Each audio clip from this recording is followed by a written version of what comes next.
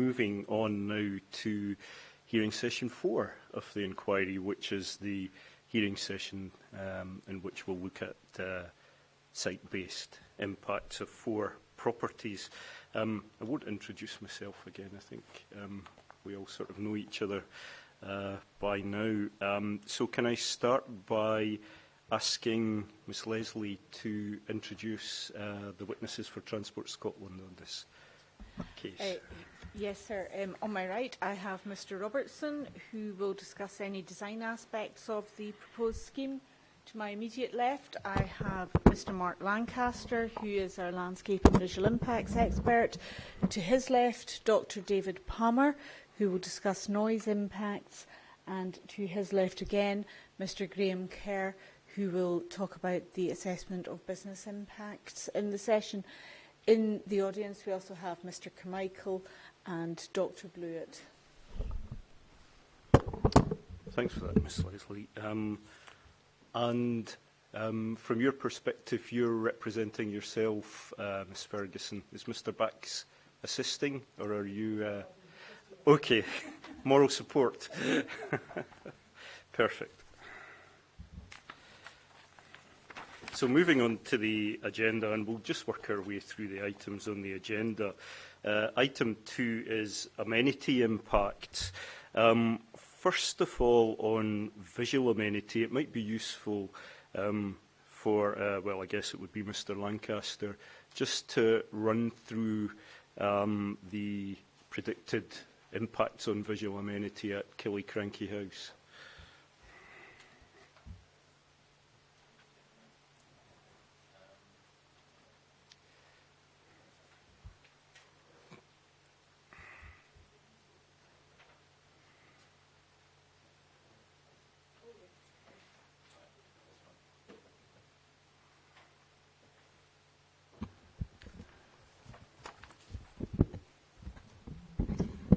Good afternoon.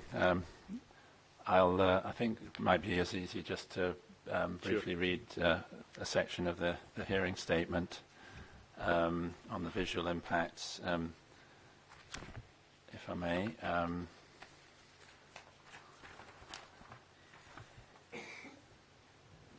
The property, Killiecrankie Hotel, is considered to be of high sensitivity, and the magnitude to change resulting from the proposed scheme is predicted to be low, resulting from visibility of vehicles, the road embankment, a new access track and extended bridge over the Glen Gurnaig, mammal-proof fencing and the loss of roadside trees.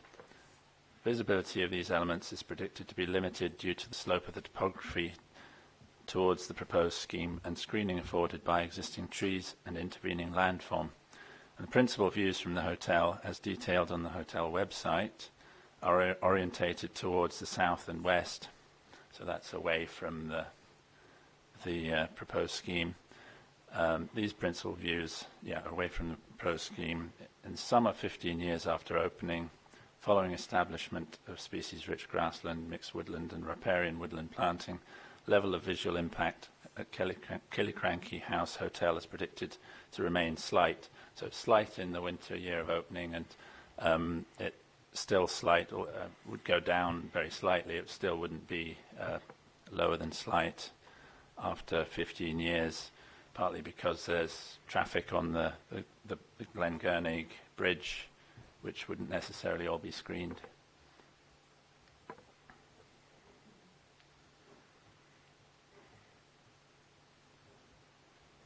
Thanks for that.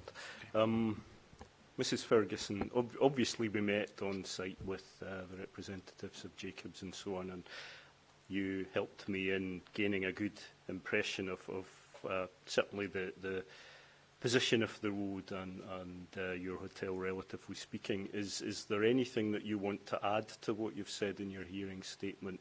I suppose I'm just really inviting you to comment on Mr Lancaster's assessment of impact. Okay, thank you. There's not a lot to add. I still have my doubts, but only time will tell whether the visual impact is going to be as you say it is. The only thing I will say is that your assessment is done at ground level. which I understand 50% of my bedrooms look towards that part of the A9. And that concerns me. Do they look exclusively towards the A9, that 50%? They look northwest. 3 of them look northwest, 2 look north. Okay. Mr. Lancaster. It's really just to say that when we assess the visual impact on buildings, we also consider the upstairs windows as well. So it's not just a case of, although obviously as assessors we can only be at ground level, we do consider the elevation of the viewpoint, so first floor windows, for example, in the assessment. And certainly in my opinion, there's still an element of screening provided by the landform and woodland, so that you wouldn't have open views up towards the proposed scheme. There's quite a lot of intervening screening, even from higher levels. Okay, thank you.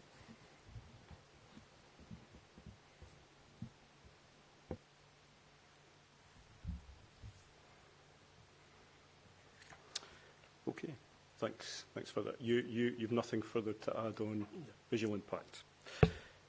Okay, so turning to noise impacts, and I suppose this will be Dr. Palmer. I'd really just like to understand how the noise impacts on the property were assessed and what the conclusions of that assessment are, both for the construction and the operational periods.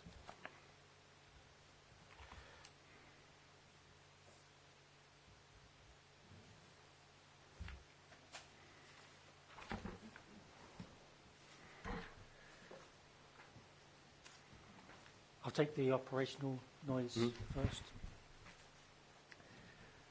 So with regards to operational noise, the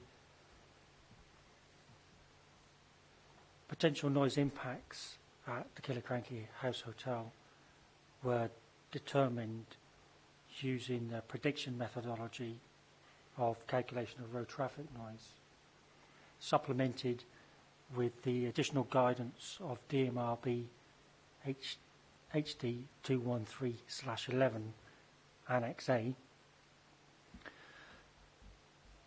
The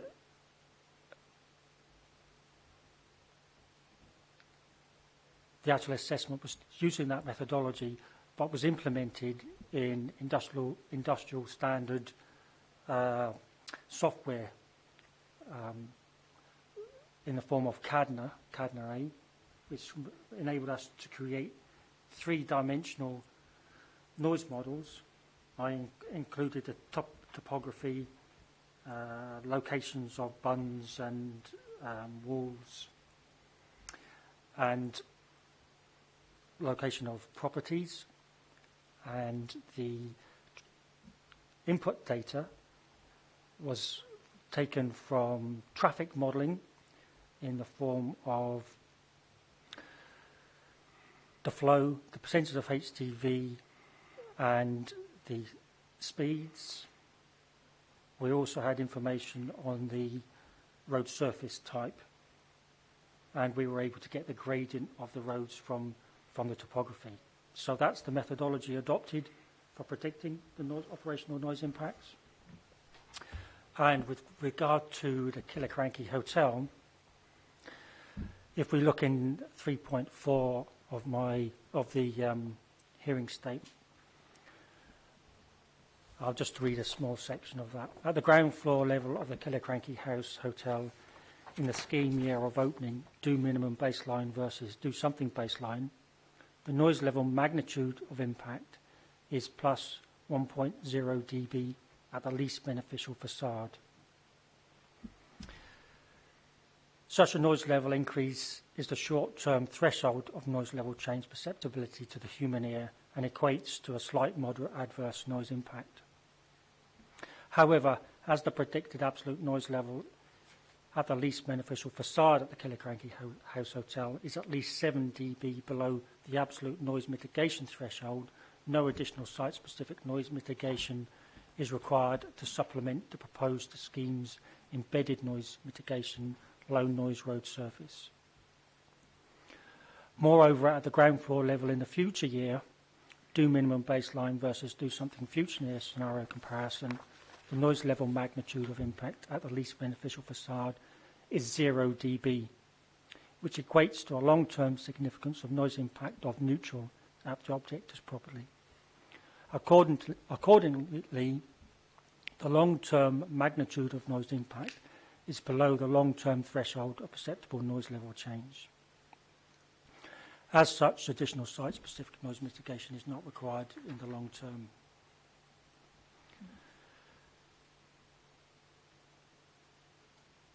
I would also add that if for example, the absolute threshold wasn't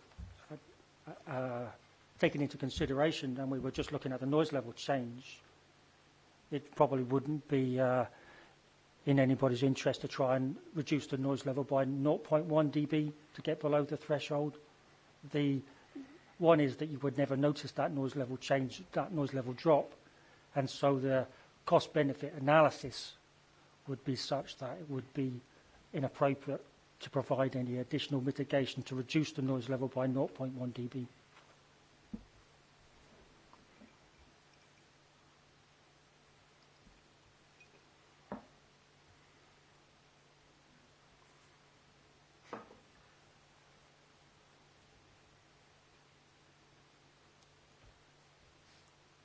And construction. Oh, yes, noise sorry. levels. Yep.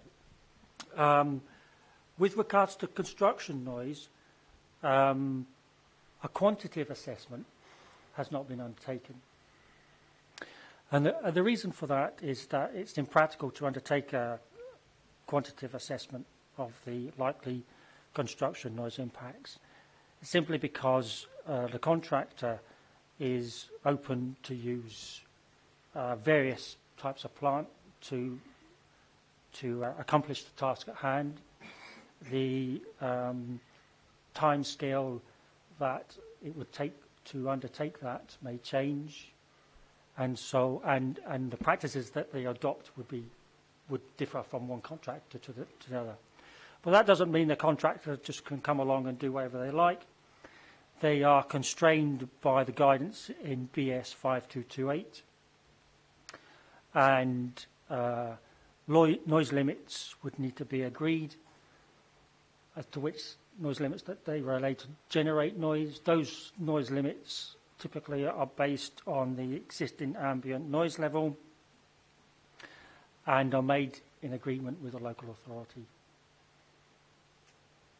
In addition, other mitigation measures are taken into consideration. For example, the contractor is required to adopt best practical means to mitigate noise.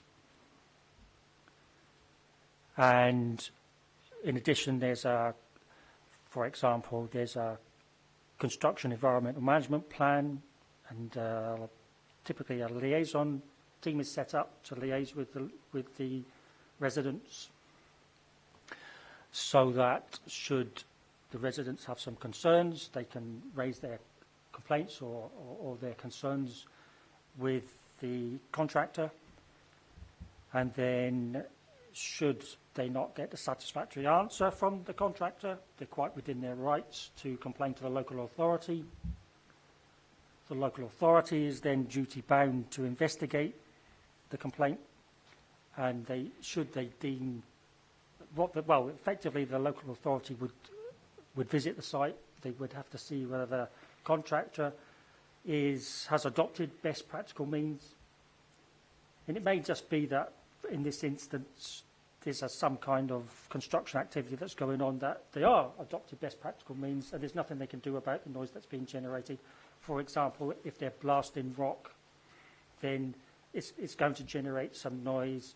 But as I previously mentioned, if there's a good liaison group, the liaison team would inform the local residents that such an event was occurring, so it shouldn't come as a surprise that the blasting was going to occur at that particular time, so they could arrange their own lives activities around that activity that was going on, so it wouldn't be a surprise for them.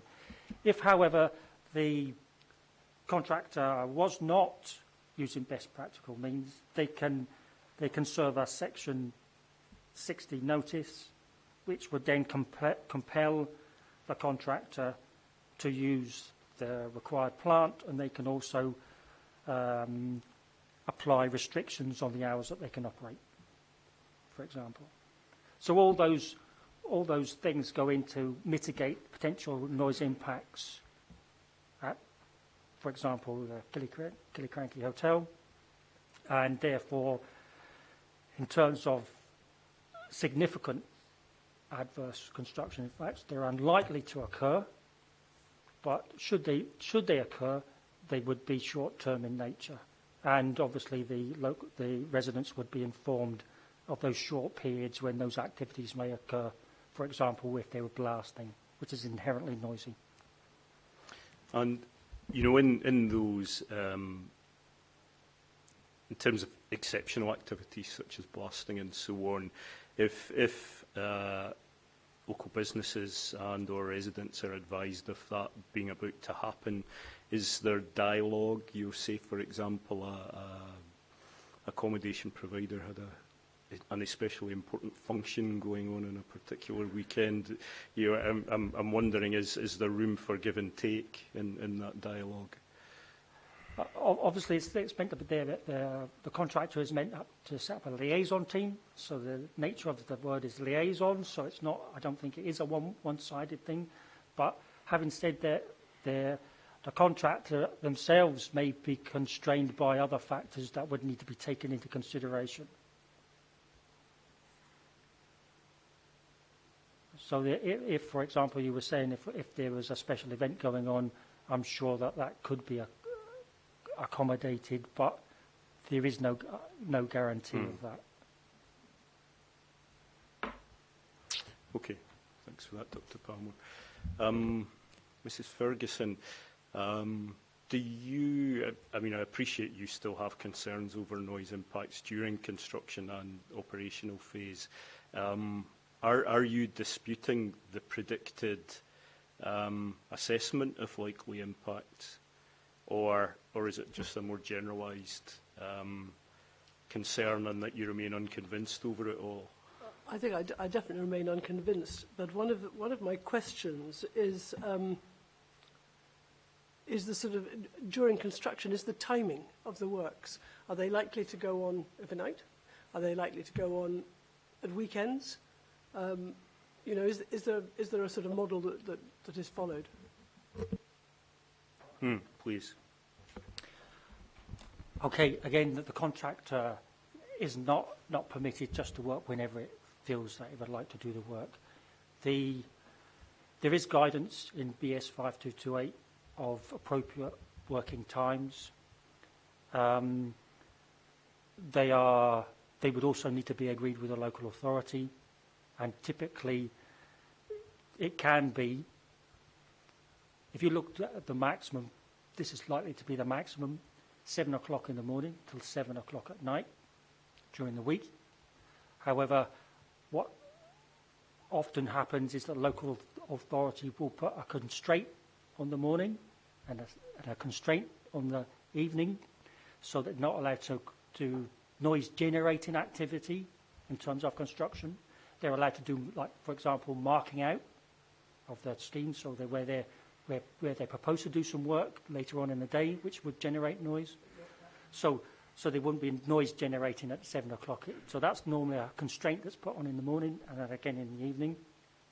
And typically they can work on a Saturday morning. Okay, but that would be with agreement with the local authority. There's no working on a Sunday or bank holidays, and there is normally a moratorium on nighttime working. Having said all of that, there are exceptions. For example, I'm I'm not sure whether this will be a case in this instance, but I can just give you an example. For example, when the construction works are going to occur, for example, near a railway, or where they need to get ownership of the railway because they're widening a bridge, for example, that work needs to take place at night because they have to get ownership of it. So that there are occasions where there may need to be night working, but there again they will be promulgated in advance, and they're only for exceptional circumstances. For example, whether you have to get ownership of the railway line to put the bridge across, that kind of thing. So I'm not saying it would never happen, but it's a kind of rare occurrence, and it's only an agreement, and local residents would be informed beforehand. I wasn't entirely clear, Dr. Palmer, about the local restrictions. You mentioned noisy activity generally being allowed between 7 a.m. and 7 p.m, but local restrictions may be applied. Does that mean that No. that 12 hours might be reduced by the local authority, or that just noisy activities would take place then? So the guidance a typical guidance in BS 5228 is you can start work at 7 o'clock in the morning and finish at 7 o'clock at night. But typically what local authorities will do will take cognizance of that, but they'll put a restriction on the contractor. They say that you can start work at 7 o'clock in the morning, but I don't want you to start up your big earth working equipment at 7 o'clock in the morning. You can go out and do marking out or non-noise generating activity between, say, 7 o'clock and 8 or 7 o'clock at 9 o'clock in the morning, and then only after that can you start your noisier activities. For example, using your earth movers. That's a kind of negotiation between the local authority. But I've also, as I mentioned before, with local agreement from residents and local authority, sometimes if the work day is extended, it can mean that the actual overall length of time in terms of weeks can be reduced.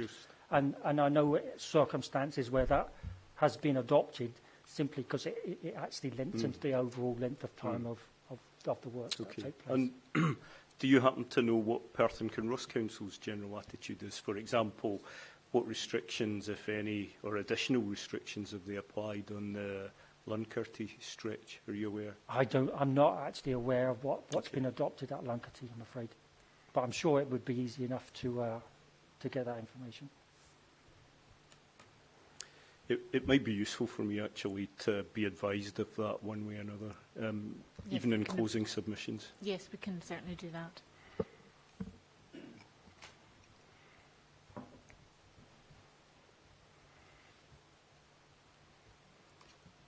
Anything further on noise, Ms Ferguson? I just think that's what you were saying just now, and it's pretty clear.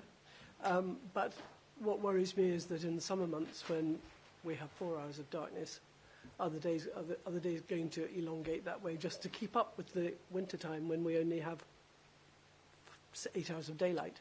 To average it out to sort of 7 till 7. If it runs behind, is that going to change things, or is it always going to be 7 to 7 with perhaps a bit of shortening? Does that make sense? Would you like me to respond to that? Please. No, typically it's like these are the constraints that you're allowed for on a daily basis. You can operate from 7 in the morning till 7 at night, with the restrictions I've already suggested, which is usually adopted.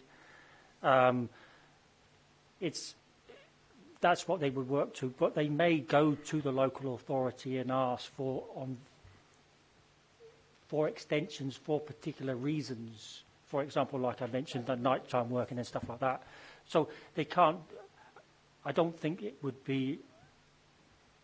I can't second guess what the local authority would do, but in the local authority's interest on your behalf, it's unlikely that they would accept the contract during the summer months to extend it till 11 o'clock at night, for example, or 6 o'clock and starting at 6 o'clock in the morning, just because they run late. Okay, thanks for that.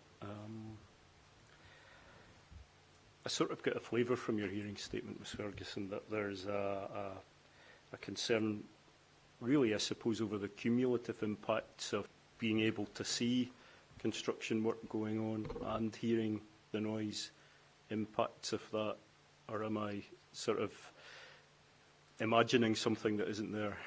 No, I think I'm not overly worried about the visual during construction. I am overly worried about the noise during construction. You know, we've got pretty high hedges around the garden and things which will stop the visual side if people are sitting having a drink outside in the garden in the summer. But that will not stop the noise side. Thanks Buffer for it that. slightly, but not that much. Yeah, thanks. So anything additional on noise and visual impacts before I move on to item 3 on the agenda from Transport Scotland side? Without wishing to second guess what Dr Palmer is wishing to see, this was obviously all covered at some length in evidence last week. I'm not sure how many of the objectors heard all of that evidence, but certainly Dr Palmer's position was very clear last week in evidence. Yep. Can I just say that the hotel is about 250 metres away from the road, from the nearest part of the road, so that distance in and of itself will help to attenuate the construction noise at the hotel itself, thus therefore reducing the potential for adverse impact arising in the first place. Could I just add there that the building is about 250 metres away. The property line is considerably closer. Yep. The property line is closer, Yeah. yeah. And we saw that on site, didn't we, as we wandered up? Yep.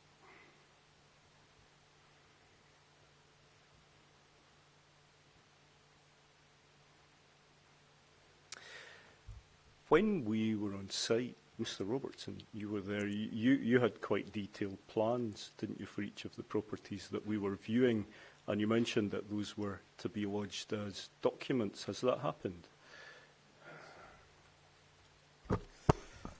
Yes, if my colleagues could maybe bring up, excuse me, drawing TS 426.1. That should be the appropriate drawing for the Killiecrankie Hotel.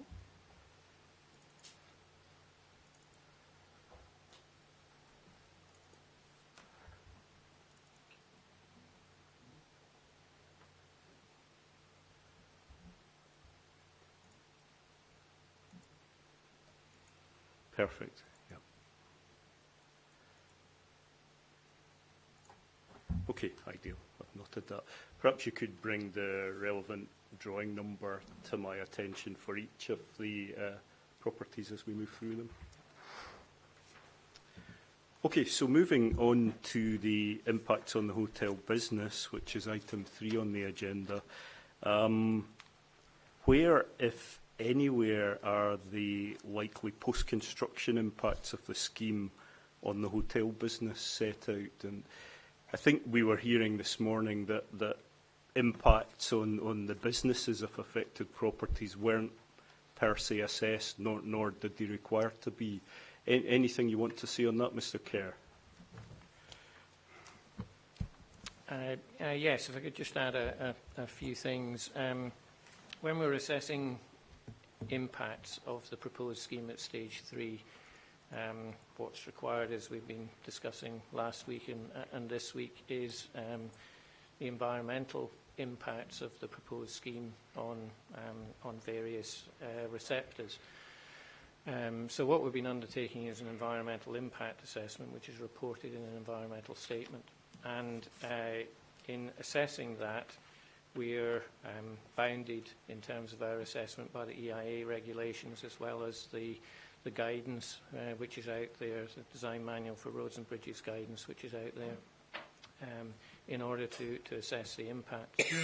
And when we're talking about impacts on commercial businesses or residential properties, that falls within the assessment of people and communities, which Dr. Blewett talked about in the tourism session earlier today.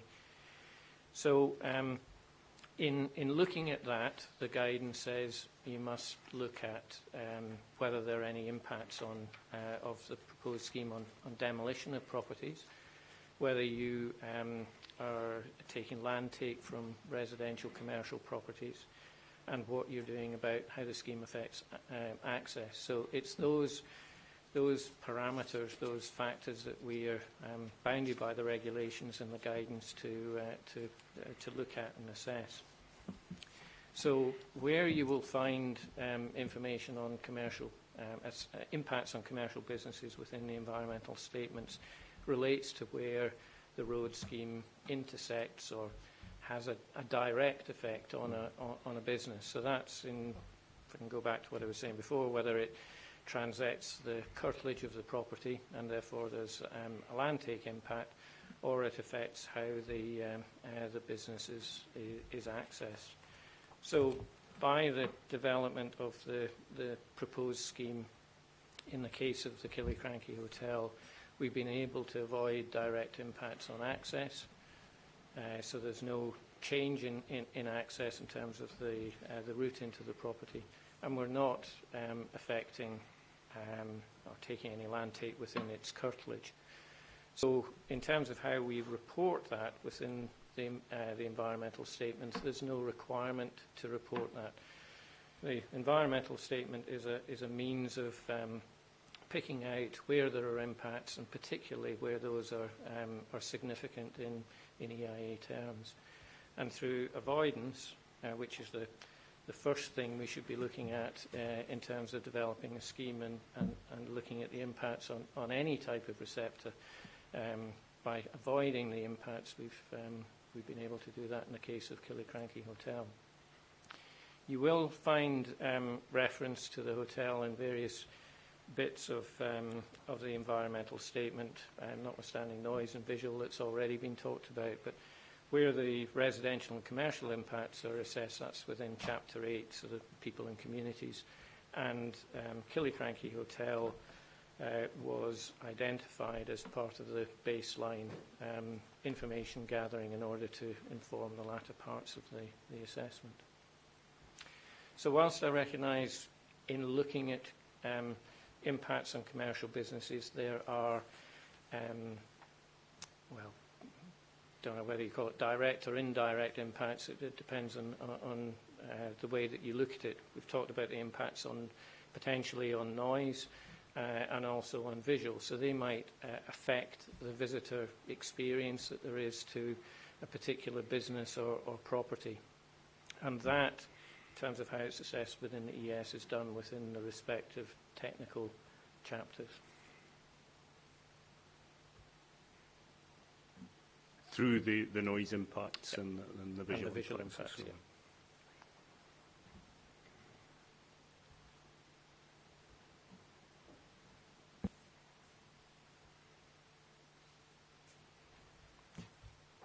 Ms. Ferguson, anything to say on this topic?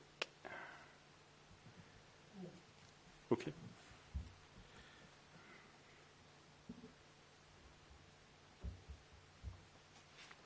So moving on to item 4, which is construction impacts. We've pretty much covered that, but I did pick up from your statement mention of some concern about what I took to be a temporary construction compound or depot, I think you describe it as, in the skirmish field. I think that's moved. Okay. I think that was. Right. I think that's over. Perhaps Mr. Robertson could clarify that. When the original suds basin was going to be on the south side of the road as well as the north side, there was an access road going along for vehicular planning and things, I believe, and that was what I was worried about. Stuff going as skirmish field towards where the suds basin was. Yeah, yeah. Just to respond to that point, as was mentioned last week in inquiry session 1, when we discussed the various access routes that had been considered to the suds feature, this is the proposed access route. Runs along the Bottoms embankment. At an earlier stage in DMRB stage 3, we did consider an alternative route that ran up the eastern bank of the Alpernay, but through discussion with the landowner and consideration of the alternative, that had changed. But really, just to respond to the point about construction site, offices and stores, land for those offices or stores is not included within the CPO. There isn't a mechanism in compulsory purchase legislation to acquire land temporarily.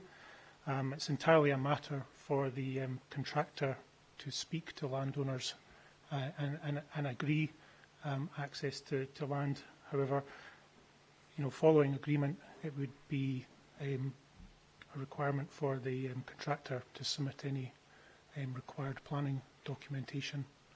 But there's a number of things that a contractor would need to take into account when considering where to site a particular compound. But just for the compound, but for the avoidance of doubt, there is no land within proximity to the hotel that has been CPO'd for a specific requirement for a construction office or site. Okay, thank you.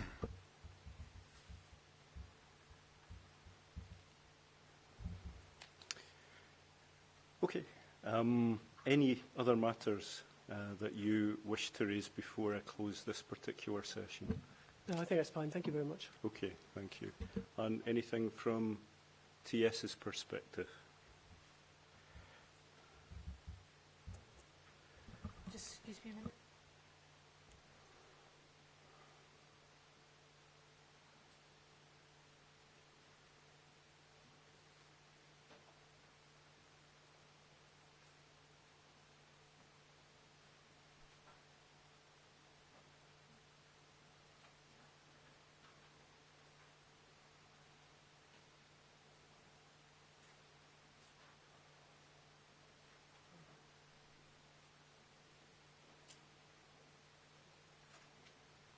Sorry, just one final comment from Dr. Palmer on noise and impact on visitors to the hotel.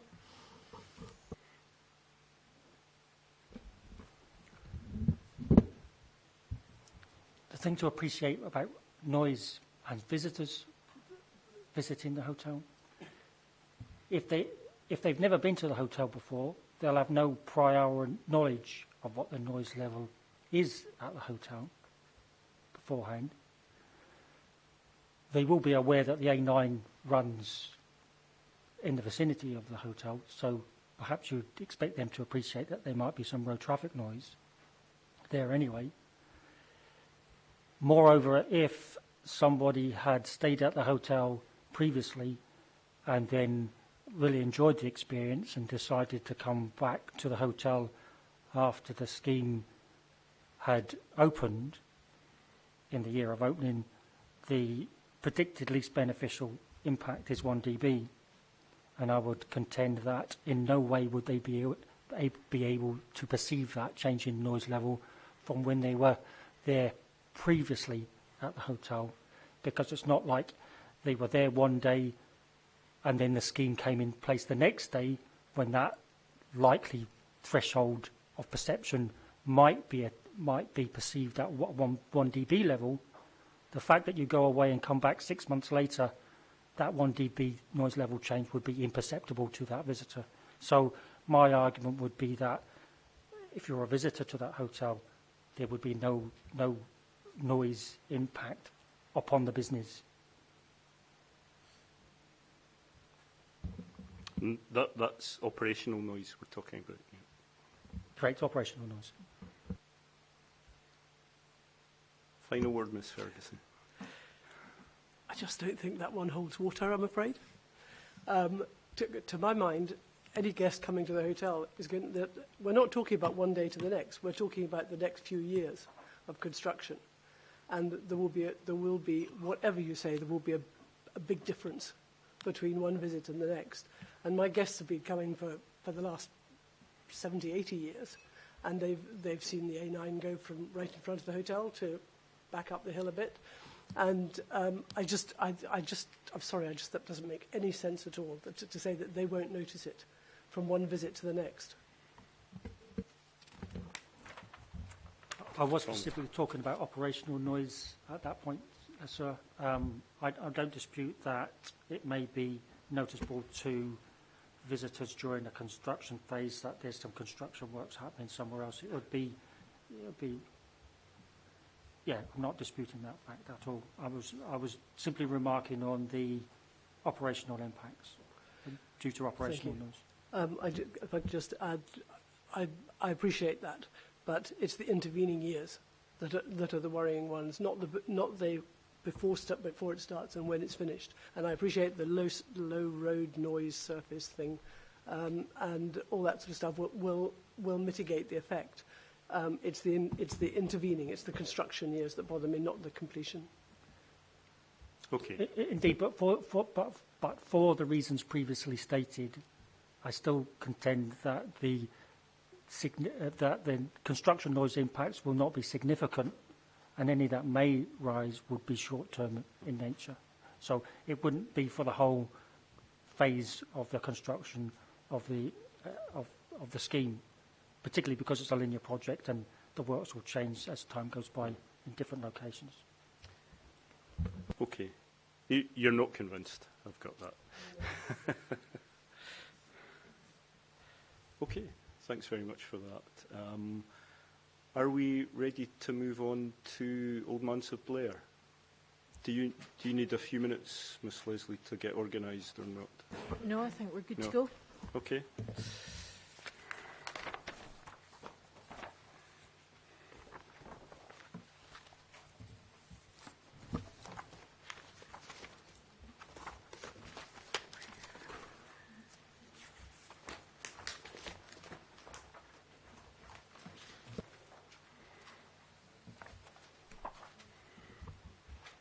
Sir, I believe the drawing references for Old Manse of Blair are TS421. Perfect. Thanks for that.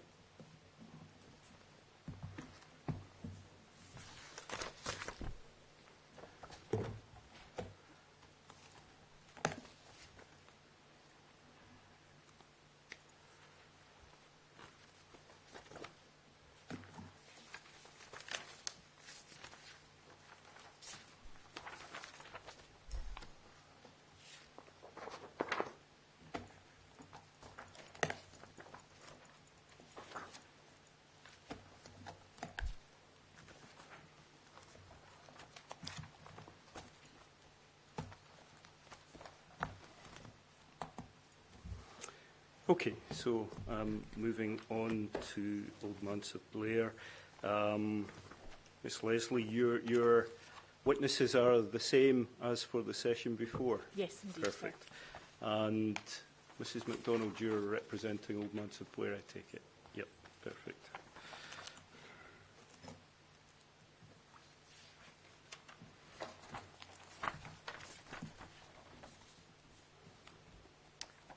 So item 2 on the agenda, we're thinking about amenity impacts here.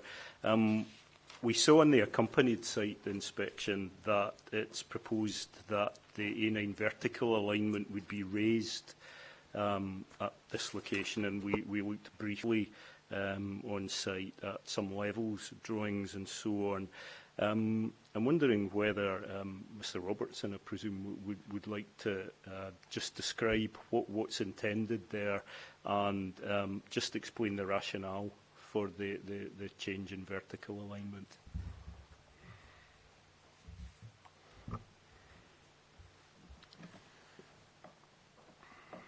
Well, if we could display drawing TS421 on the screen.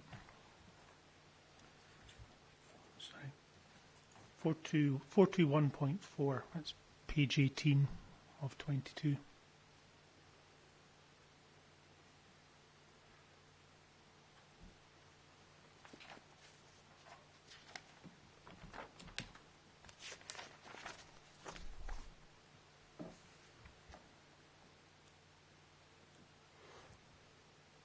So we can see on the drawing here that this is the length of the proposed scheme in closest proximity to the Old Manse of Blair. From my measurements, I've got this, the centre line of the proposed A9 approximately 350 metres from the objector's property at its closest point. Sorry, say again, 350, did you say? 350 350. metres, yes. The increase in level between the existing A9 carriageway and the proposed scheme at this location is approximately 3.5 metres. That's the vertical alignment. The horizontal alignment, however, has been altered at this location. If we start with the horizontal alignment, could we actually put the Stage 3 report up on screen? That's core document 15.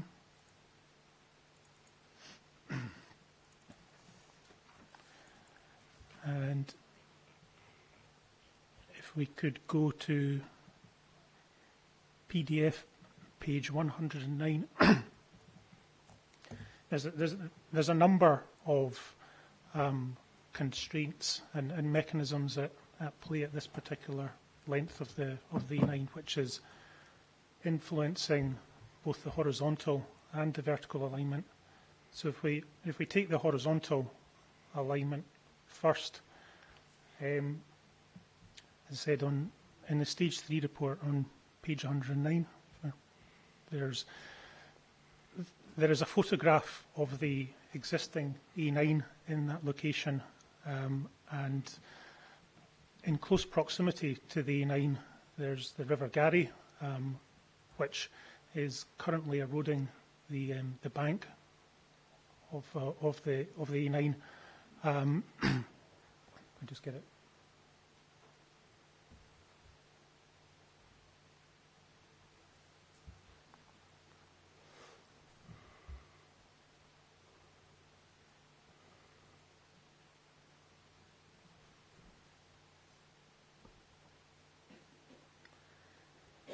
Yes, so that photograph there, that clearly demonstrates the proximity of the river to the A9 existing single carriageway, and in order to protect the proposed dual carriageway, there's a proposal to put a gravity retaining wall within that length, which would protect the dual carriageway. Now, in order to construct that gravity retaining wall in proximity to the river and the SAC, it's proposed to realign the A9 horizontally approximately 20 metres, thereby to the south. So that's further away from Mrs. MacDonald's property. With regard to the vertical alignment, again, there's a number of factors at play. There's a number of minor washer courses that the A9 crosses at that particular location, which all outfall into the River Garry downstream of where they pass under the A9. In order, the lie of the land in that area is also quite flat. Therefore, in order to pass the design flow through those particular culverts, the culverts need to be of sufficient size to pass the flow. There is also the existing flood risk to the A9 at that particular location. The River Garry outspills its banks into the adjacent land at that particular location. The flood risk assessment that was undertaken, the detailed flood risk assessment at Stage 3, identified a length of the existing A9 at which, under the design event, which is a 1 in 200 year flood event plus climate change, there was a length of the existing carriageway which flooded up to approximately 1 metres. All the details for that particular, for the flood risk, are all included within an appendix of the environmental statement, which is Appendix 11.3. That would be the place to go to get detailed information on the flood risk assessment. The other thing, or part of the design, which influences the level of the dual carriageway at that location. Now that's shown on the drawing which is included within document TS421. It's the last page actually. It's page 22. If we could just scroll down to that one.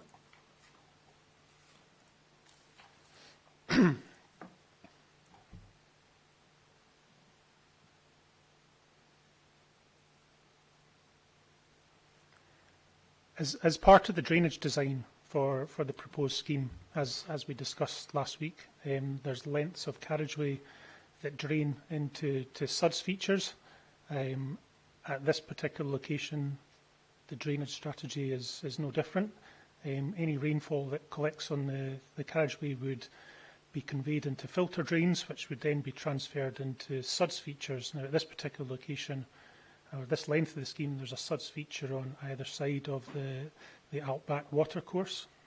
In order to ensure that the filter drains that are located at the edge of the carriageway don't conflict with the culverts for the minor watercourse crossings that pass under the E9, it was necessary to raise the road locally in order to ensure that these filter drains pass over the soffit of the minor watercourse crossings, understanding that these filter drains generally need to fall from the high point in the carriageway all the way down to the suds features.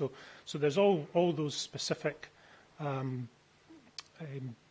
influences within this length, and I think the cross section at the bottom of that, if we could just zoom in a little bit, that just shows the location of these filter drains over this one particular watercourse. There is a handful of watercourses within this length of the scheme, but that cross section just hopefully graphically explains how the filter drains and the minor watercourse crossings underneath relate to each other, and hence why we've needed to raise the road up. And the increase in height, did you say 3.5 metres? Did Yes. I get that right? Yep. 3.5 metres vertically and horizontally, approximately 20 metres to the south. Okay, so thanks for that. So moving on to the setting and visual amenity impacts of the proposal on Old Manse of Blair, taking the vertical alignment increase into account. Mr. Lancaster, what are the impacts assessed as?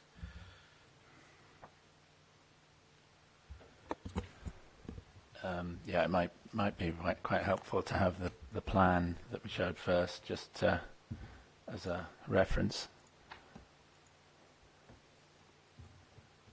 There are also sections in that package, and I'm assuming yes, you might want to use those too. The cross sections 429.5.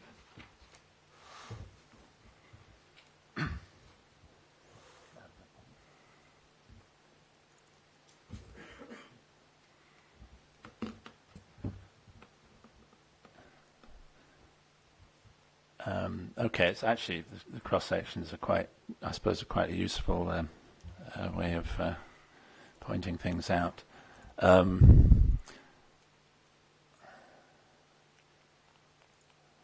this right. So Old Manse of Blair is shown on the right. You can see it on the right-hand side, the far right of the two cross sections in this image. Some distance away from the A9 carriageway, which is towards the far left. The proposal to raise the carriageway obviously lifts it up, if you like, in the field of view. It's also, the carriageway is also at that location slightly further away from the property than the existing A9. The thing to note from the cross sections is the trees in the intervening ground. The ground dips towards the river, and then on either side of the river there are strips of riparian woodland, and closer to the Old Manse of Blair there are individual trees along the boundary next to the B road. Albeit it's not a solid belt, but individual trees which have provide some filtering of views. Now, we've assessed the visual impact to be a moderate during construction and in winter year of opening. And the main reason is that you would see filtered through the trees, you would see traffic during construction works, and obviously in the winter year of opening you'd see filtered views of vehicles between the trees, much as you do at the moment in the winter months when you can see through the trees. You can certainly discern the movement of vehicles. I don't think you can see the surface of the road necessarily, but the vehicles themselves. In the summer 15 years after opening, the impact is expected to be no greater than slight, because the vegetation, intervening vegetation, is in leaf. There is some mitigation planting proposed alongside the A9. It's not a solid belt of planting. As you can see on the top image, there's some woodland planting just alongside the A9 there in this location here. But in general, it was felt appropriate not to have solid block of planting. I think there was, in correspondence, there was mention of, potential to refine the location of some of the planting to help soften the views. But it was felt that would have a fairly small effect. Sorry, so that proposal to refine the location of planting was discounted? No, it's not been discounted. I think it was discussed. I don't think there's been any feedback from the objector on it.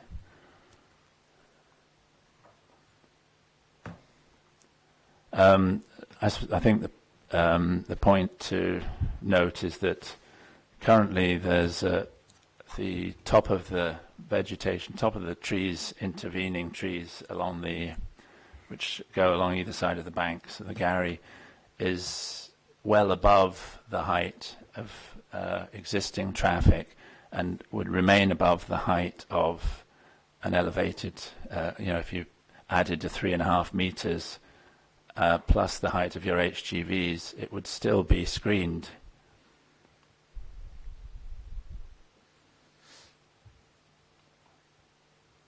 But the existing screening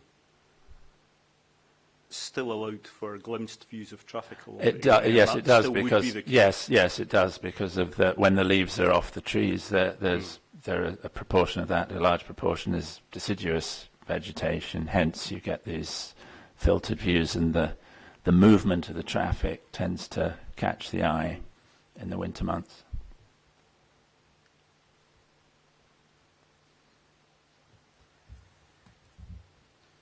Thanks for that. Okay. Mrs. MacDonald. Thank you. Can I just come back to this 3.5 metres alignment? Now, my understanding is at Killiecrankie that the contractor had a degree of flexibility in the percentage heights of the raised parts of the road. Is that still going to be the case at Glengarry and Brewer? The requirement is that the contractor has to make sure that the impacts, including the visual impacts, are no greater than are assessed in the environmental statement. So they can't start to make changes that then push it into a more significant impact. So they are constrained by the environmental impact assessment. Okay. And what would you consider significant? In terms of a change. So if I it went from 3.5 metres to 4, would that be significant, or would it have? If it went to 3.5 to 6? It's very much dependent on the individual location and the different factors to be considered. And I can't say I would have said, 4 metres further up would be quite a lot, and then, if you start to introduce visibility above the vegetation, then you may be increasing the impact. It's quite possible. The exact numbers I couldn't, I wouldn't like to say. You need to assess it quite carefully to come up with that. So was your question that the contractor might have flexibility not to raise the road by 3.5 metres, or might on top of raise that. it even higher? Yeah. Anything to say on that, Mr. Robertson? Why would they do that? Might they do that? So if I could just say, so the promoter's position on this explained at section 3.8 of the hearing statement, and the contractor would not be allowed to undertake construction that strayed out with the CPO boundary.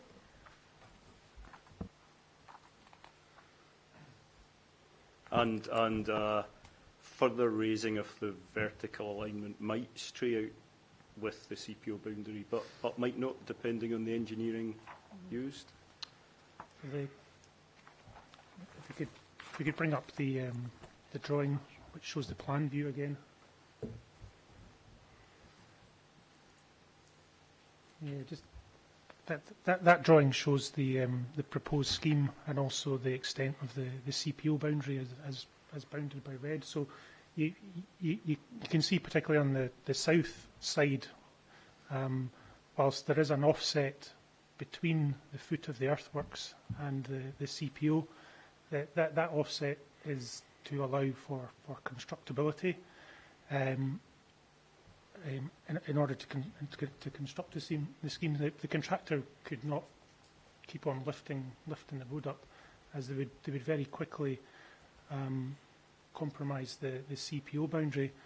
Another thing to consider is that with regards to earthworks, the proposed scheme requires an import of earthworks material. Therefore, it's hard to see why the contractor would wish to further increase the elevation of the road there, and thereby increasing the import of material that's required within the scheme.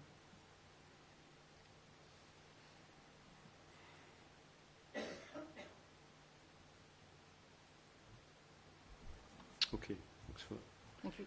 Anything more on that, or have we covered that possibility? No, I think I understand that, but the CPO, in terms of the land take, I understand, but in terms of the height of the carriageway is what's my concern. Yeah.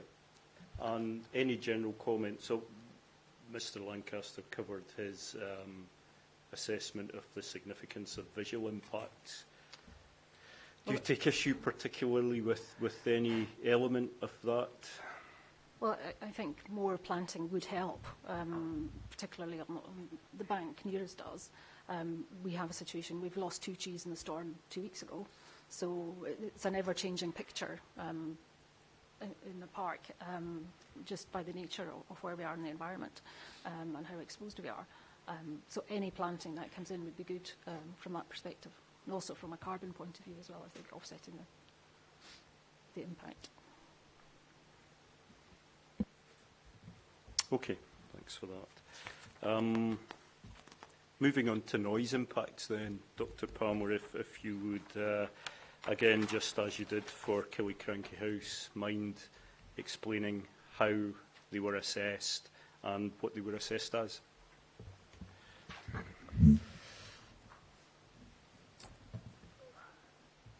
Okay, so the methodology that was adopted for predicting the operational noise impacts, that process was the Yes. same as before. Would you like me to repeat that?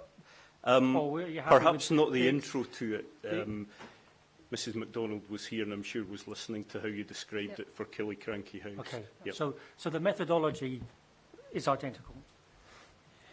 With regards to the actual operational noise impacts at the Old Manse of Blair, if we look at 3.15 of the hearing statement, we can see the least beneficial ground floor noise impact at the Old Manse of Blair is no greater than an increase of plus 0.5 dB, which occurs in the future year, 2041, and the due minimum baseline noise level at that least beneficial receptor location is 47.1 dB, LA10, 18 hour. Because even the least beneficial noise impact is only 0.5 dB at this property, this is clearly less than 1 dB, which is the short-term perceptibility threshold, then additional site-specific noise mitigation is not required for the old Manse of Blair.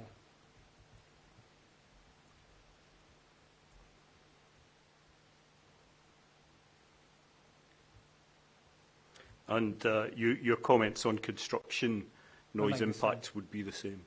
Well, in fact, you could argue that there may be even less because the separation is greater for Old Manse of Blair's when compared with the Killiecrankie Hotel. It's 350 metres rather than 250 metres. Yes, but in terms of assessing them, It's they the haven't same. been assessed because it's impossible to do it. Indeed, Yep. indeed.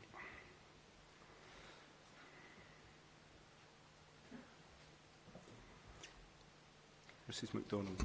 I would just say that there are kind of distinct differences between the geographical landscape where the Old Manse of Blair is as opposed to Killiecrankie.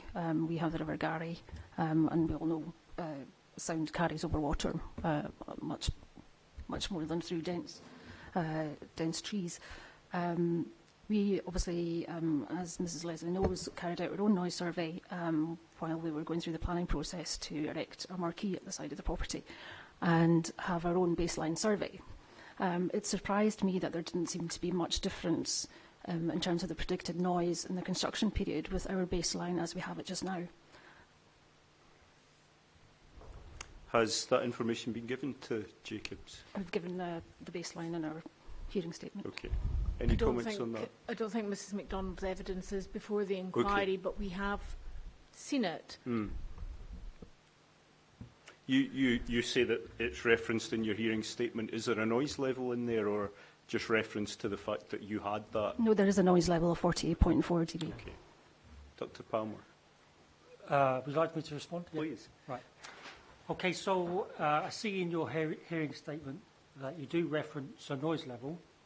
You say the background noise level is 48.4 dB. And background noise level is specifically defined in terms of noise and the metric associated with that. So on the basis of what's actually stated there, a background noise level is defined as the LA10, T, where T stands for the length of time the measurement was undertaken.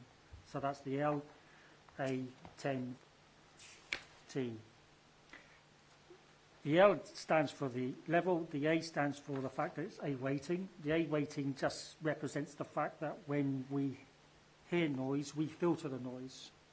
So if I just stand there with a sound level meter, it's measuring the noise of the actual thing that's generating that noise, which is different from what we actually hear because we filter that. So the A weighting is designed such that the noise level it's reporting to give us is similar to what we would actually hear. Okay?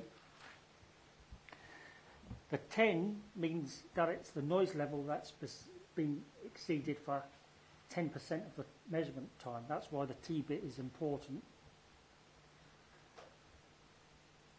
And so, for example, if you were to measure for an hour, it would be the quietest 6 minutes within that hour.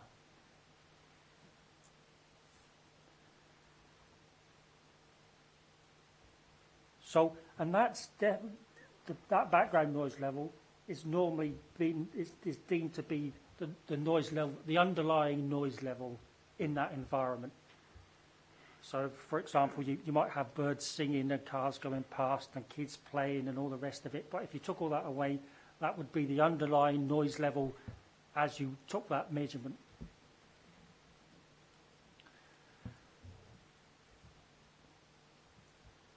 So I have seen the report, I think your noise report that you submitted to the Planning Authority, because I went on the Planning Authority to have a look at it. So I have seen it. I've seen that it was only a half an hour measurement, so it's a half-hour measurement during the daytime. And so as I previously explained with other noise, when comparing noise levels and noise metrics, you can't measure, under certain circumstances, depending on the assessment methodology, for example, BS4142, which is industrial noise impacts, there you compare the background noise level to like an ambient noise or an LAEQ noise level. So there you do compare differences.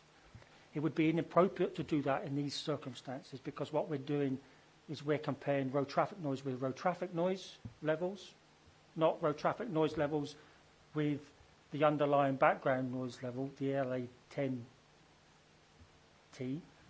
The noise level that we're looking at is the LA...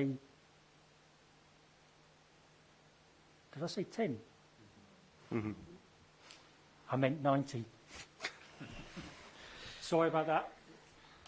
I meant 90. It's the noise level exceeded for 90% of the time, whereas the road traffic noise is the LA10, the noise level exceeded for 10% of the time. So is it a sort of apples and pears we're comparing two different metrics? Yeah, they're apples and pears, different metrics. The LA10 is the noise level exceeded for 90% of the time, i.e. the quietest 6 minutes, and the L10 is the noisiest 6 minutes in that hour. The reason the L10 18 hour is used is because the L10 shows a good correlation between the noise level and self-reported noise nuisance from road traffic noise. So that's why it's used. Okay. So looking at the background noise level that was in Mrs MacDonald's assessment, that didn't strike you as being unexpected in comparing that to the results that you've got as the baseline? We don't. So when we're talking about our baseline, it's an L10 18 hour, not this L90. Yes. So you would always expect them to be different. You would expect the L90 to be lower than the L10. Yep. But taking that into account. And therefore, it's not surprising that it's 48 dB given the location of the property and the proximity of the road. Okay. Because you have to, I mean, between all the cars going past, in that half an hour measurement, there is some gaps in that time. And so you're measuring those small periods of time where the noise level is decreasing as cars go past. It's that wee gaps in between that you're measuring. So you would expect it to be less, unless the traffic flow was so high that there wasn't any reduction in the noise level because the flow of traffic was is much higher. Then the difference between the L10 and the L90 would decrease. Okay, anything more on noise, Mrs MacDonald? Yes, I'd just like to come back to the WHO guidelines in terms of road traffic noise to be kept below 53 dB. Now, in the documentation supplied from the promoter, I note 55 dB is quoted during the construction period.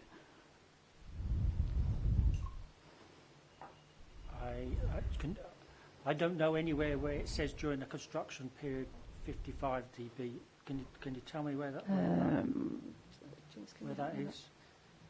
It was definitely referred to in there because I picked it up immediately.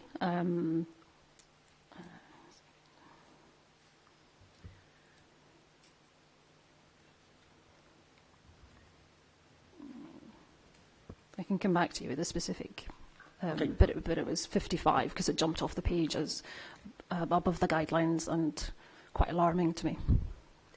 Yeah, indeed, I don't know where she's referring to, but I would say with regards to 2018, we discussed that in session 1, and that is up for review policy and the like. It's not been incorporated in anything in the UK at this present time.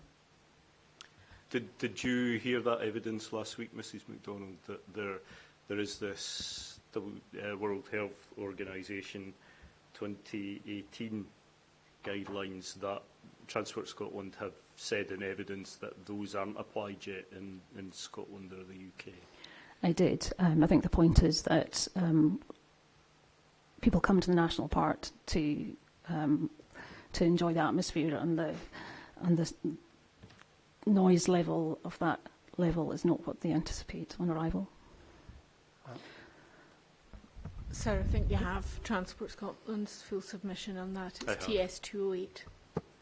But I'd also state that the ambient noise level, not the background noise level, and the L10 18-hour already exceed the WHO guideline noise level. The predicted baseline, do minimum baseline,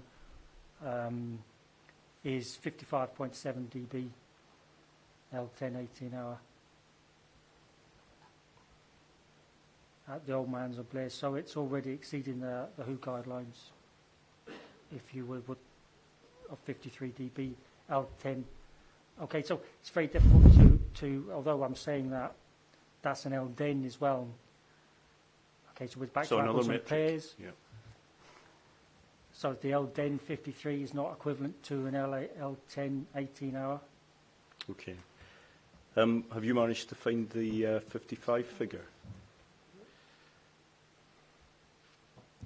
No, but I can put in my closing submission. Perfect. Yeah, Perfect. if that's okay with you. Okay. Nothing else on noise then before we move on to business impacts? I think the noise obviously ties in with the business impact, so I don't know if you want to just cover that in business impacts in terms of we run an event venue and are probably more focused on events like Killiecrankie, so that has a bigger consideration for us. If there's blasting and we don't have prior notice of that, it's very difficult. At the moment we are, as a promoter, noted in their hearing statement, still advertising our services as a venue. Well, of course we are, because we need to make a livelihood. But we're not advertising anything beyond 2021 because we simply don't know what's going to happen then. So there's a loss of opportunity. You're talking about the operation model that you're involved in catering for events and so on that might be more susceptible to exceptional noise conditions. Yes. So particularly weddings, which are exceptionally sensitive anyway, but more so in the setting we're in, and marquees, yes. And presumably your comments would be the same as for the Killiecrankie House Hotel, in that there's dialogue built in during the construction period. There is, and I don't think there's any. I don't think that blasting or anything of that kind of magnitude of noise is predicted to occur at that location. I don't think there's any requirement for blasting in that location. I don't think. Is that right, Mr. Robertson? Within the length of the proposed scheme, it's with it being built up, it's on embankment within that section. So therefore, blasting is unlikely. Unlikely. I would also, from their own noise report, they're proposing to make noise levels of 85 dB, up to 85 dB, either just inside or just outside their venue, which by any stretch of imagination is much higher than the ambient or the noise level being generated. Presumably that would vary with what's happening at the wedding at the time. That's really for 10 minutes on a Saturday night. If there's a wedding occasionally and there's a Keeley band giving it that, there certainly isn't 85 dB going on constantly, and that would be misleading to think that. Indeed, that's beyond their hearing threshold for noise at work as well. So you'd have to have them wearing ear defenders.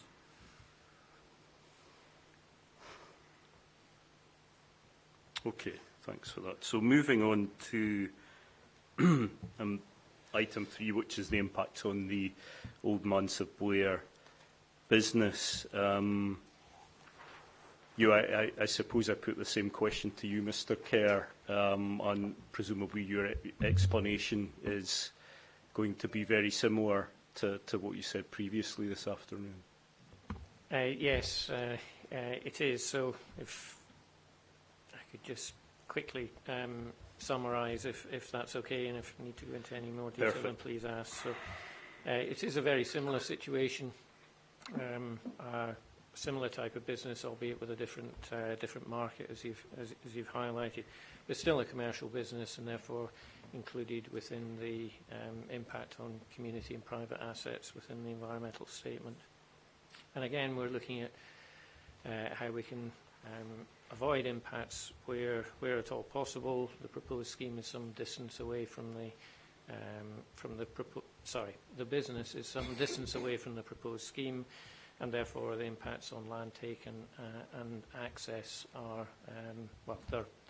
there are no impacts, with the caveat that whilst there are no direct impacts on the access to the property, there are impacts in relation to how visitors to the property coming from the north or coming from the south may then go off the A9 onto the local road and then to the property itself. And the proposed scheme provides for the Brewer Junction, a grade separated junction, rather than the existing left turn or right turn, depending on which direction the customers, visitors are coming to. So whilst there isn't a direct impact on access or land take, one could argue that there is a safer access at the most local point of the A9 to the property.